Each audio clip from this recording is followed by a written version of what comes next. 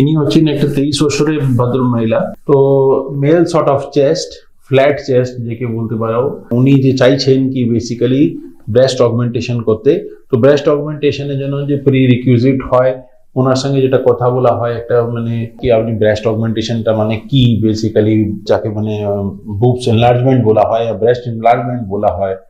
তো এটা একটা ওনার স্বপ্ন। তো স্বপ্ন নিয়ে মানে উনি আমার কাছে এসেছেন। এই সিলিকন যে আমাদের ইমপ্লান্টটা বলা হয়, এই ইমপ্লান্ট যে সিলিকন আছে প্রগ্রেসিভ জেল ইমপ্লান্ট, তো ডামি ইমপ্লান্ট আমরা দেখাই, সাইজ ওনার যে পছন্দ হয় প্লাস আমরা যে চেস্টে মেজারমেন্টটা করি সেই অনুযায়ী আমরা ভাবি কি মানে কতটা কি ইমপ্লান্ট হতে পারবে।